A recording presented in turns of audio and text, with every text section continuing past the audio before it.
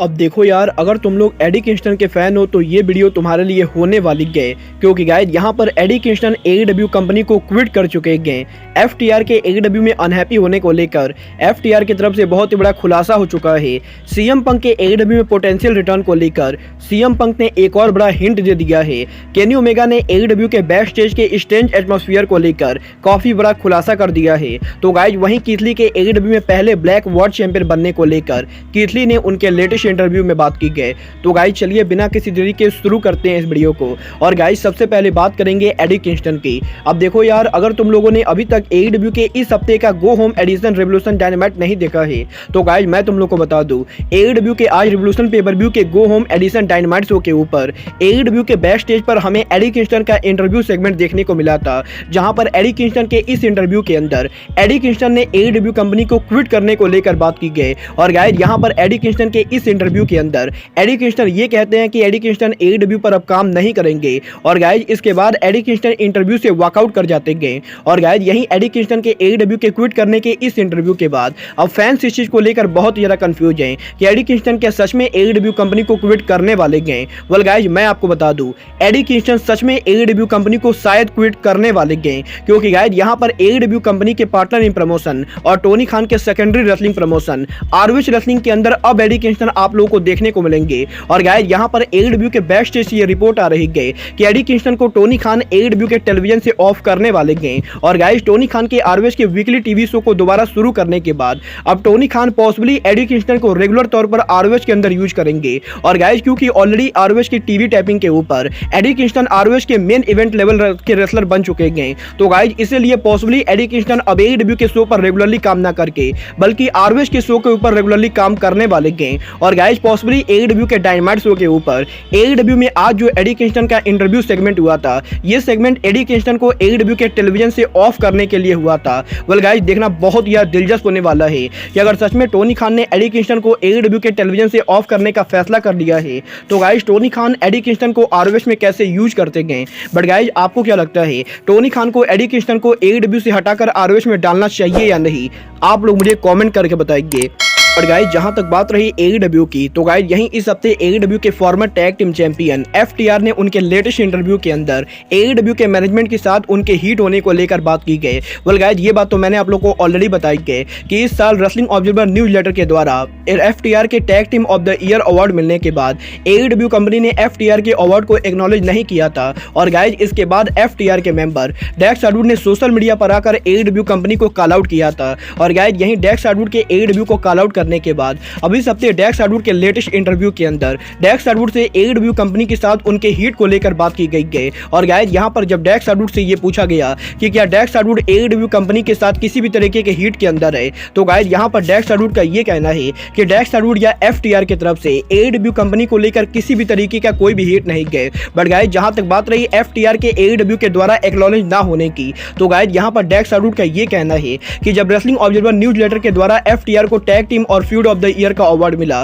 तो गाइस यहां पर एफटीआर को सच में लगा था कि एडब्ल्यू कंपनी एफटीआर को भी एक्नॉलेज करेगी। बट गाइस यहां पर एडब्ल्यू कंपनी ने जब एफटीआर को एक्नॉलेज नहीं किया तो गाइस यहां पर एफटीआर काफी ज्यादा ब्रेकडाउन हो गए थे। और गाइस यहां पर एफटीआर को यह लगता है कि एडब्ल्यू के मैनेजमेंट की तरफ से एफटीआर को लेकर किसी ना किसी तरीके का हिट है। और गाइस पॉसिबली एडब्ल्यू के मैनेजमेंट एफटीआर को पसंद नहीं करती गए। और गाइस यहां पर डेक्स हार्डवुड ने यह भी कंफर्म किया है कि अगर एडब्ल्यू में उनके कॉन्ट्रैक्ट के एक्सपायर होने से पहले टोनी खान एफटीआर को एडब्ल्यू में वापस लाना चाहते गए तो गाइस एफटीआर एडब्ल्यू में आकर काम कर सकते हैं। बट गाइस यहां पर एफटीआर को नहीं लगता है कि एडब्ल्यू के मैनेजमेंट उनके कॉन्ट्रैक्ट के ओवर होने से पहले एडब्ल्यू के अंदर उनको वापस लाने भी वाली गए। और गाइस यहां पर डेक्स हार्डवुड ये बिलीव करते हैं कि एडब्ल्यू के मैनेजमेंट की तरफ से एडब्ल्यू कंपनी एफटीआर को लेकर अनहैप्पी गए।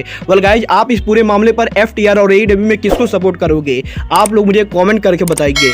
गाइस चलिए फिलहाल आगे बढ़ते हैं और बात करते हैं एडब्ल्यू के एक और former tag team champion Keith Lee की। वेल गाइस बात करें यहां पर कीथ ली की, तो गाइस यहीं 2 हफ्तों पहले एडब्ल्यू के रैम्पेज पर कीथ ली का रिटर्न होने के बाद अब इस हफ्ते कीथ ली ने उनके लेटेस्ट इंटरव्यू के अंदर एडब्ल्यू कंपनी में उनके फ्यूचर गोल को लेकर बात की गई, जहां पर कीथ ली का ये कहना है कि कीथ ली के एडब्ल्यू को ज्वाइन करने के बाद एडब्ल्यू के अंदर कीथ ली का सबसे बड़ा गोल एडब्ल्यू का वर्ल्ड चैंपियन बनना है। और गाइस ना कि कीथ ली एडब्ल्यू के वर्ल्ड चैंपियन बनना चाहते हैं, बल्कि कीथ ली एडब्ल्यू कंपनी के पहले ब्लैक वर्ल्ड चैंपियन बनना चाहते गए। और गाइज यहाँ पर केथली का ये कहना है कि जब केथली WWE के NXT ब्रांड के अंदर वर्ल्ड चैंपियन थे तो गाइज उस समय केथली को लेकर काफी ज्यादा हाइप थी। और गाइज यहाँ पर केथली ये बिलीव करते गए कि वो AEW का वर्ल्ड चैंपियन बनना भी डिजर्व करते गए। और गाइज केथली AEW में जिस तरीके से बुक हो रहे गए, केथली को उस बुकिंग से लेकर कोई भी प्रॉब्लम नहीं गए। बट गाइज यहाँ पर केथली के AEW को ज्वाइन करने के बाद केथली का मेन टारगेट AEW का वर्ल्ड चैंपियन बनना है। और गाइज यहाँ पर केथली ये बिलीव करते गए कि AEW के अंदर कभी ना कभी केथली को AEW का पहला ब्लैक वर्ल्ड चैंपियन बनने का मौका मिलेगा।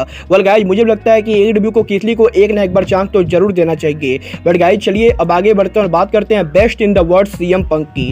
वेल गाइज बात करें यहाँ पर CM पंक की तो गाइज ये बात तो मैं आपको पिछले 4 से 5 दिनों से लगातार बता रहा हूँ कि CM पंक AEW कंपनी पर उनका रिटर्न करने वाले गए, क्योंकि गाइज यहाँ पर खुद CM पंक सोशल मीडिया पर आके AEW पर उनके रिटर्न को लेकर बार बार कई सारे हिंट दे रहे गए। और गाइज यही एक बार फिर से CM पंक ने सोशल मीडिया के ऊपर AEW में उनके रिटर्न को लगभग कंफर्म कर दिया है।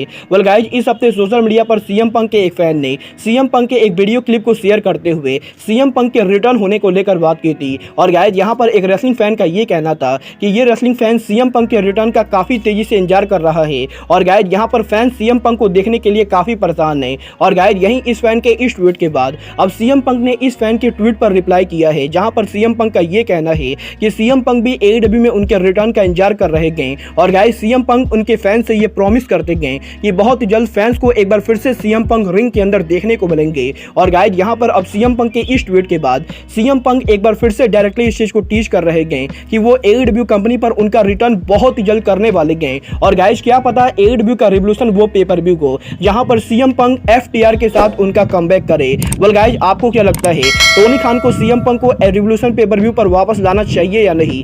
आप लोग मुझे कमेंट करके बताइए।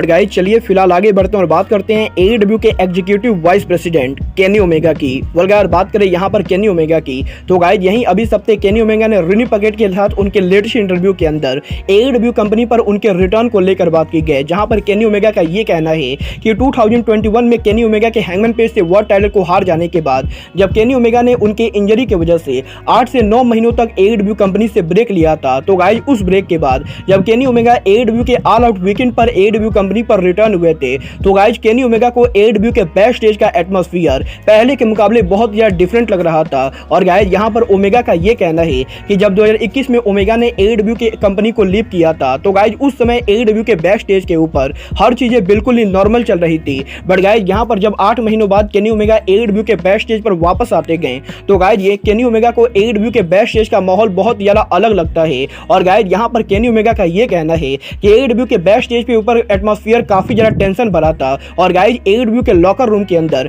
केनी ओमेगा के ऑप्शंस के अंदर काफी सारे नए रेसलर भी भर्ती हो चुके थे। और गाइस जिस तरीके से AEW का बैक स्टेज का एटमॉस्फेयर था केनी ओमेगा उस एटमॉस्फेयर के अंदर बिल्कुल भी काम नहीं कर पा रहे थे। और गाइस यहां पर ओमेगा का ये कहना है कि AEW के बैक स्टेज के ऊपर उस समय काफी सारी अलग अलग चीजों को लेकर टेंशन चल रही थी। और गाइस रेसलर्स के बीच में मिसकम्युनिकेशन होने की वजह से काफी सारे रेसलर एक दूसरे से बात भी नहीं कर पा रहे थे। और गाइस केनी ओमेगा को ये बिलीव नहीं हो रहा था कि 8 महीने पहले जिस कंपनी को केनी ओमेगा ने लीव किया था 8 महीने बाद वो कंपनी का बैक स्टेज का एटमॉस्फेयर इस तरीके का होने वाला है। और गाइस यहां पर केनी ओमेगा को भी इस एटमॉस्फेयर में काम करने के लिए काफी लंबे टाइम तक समय लेना पड़ा था। बट गाइस अब फाइनली AEW के बैक स्टेज का एटमॉस्फेयर एक बार फिर से पहले की तरह हो चुका है। और गाइस यहां पर केनी ओमेगा ये बिलीव करते गए कि AEW के बैक स्टेज पर अब कोई और ड्रामा नहीं होने वाला है। वेल गाइस यहां पर केनी ओमेगा ने CM पंक का नाम तो मेंशन नहीं किया है, बट गाइस यहां पर ओमेगा ने डेफिनेटली ये बात जरूर कही है कि CM पंक की ऑप्शंस में काफी सारे नए रेसलर्स ने AEW के लॉकर रूम पर टेक ओवर करने की कोशिश की थी। और गाइस पॉसिबली CM पंक को लेकर ही केनी ओमेगा उनके इंटरव्यू में इनडायरेक्टली बात कर रहे गए।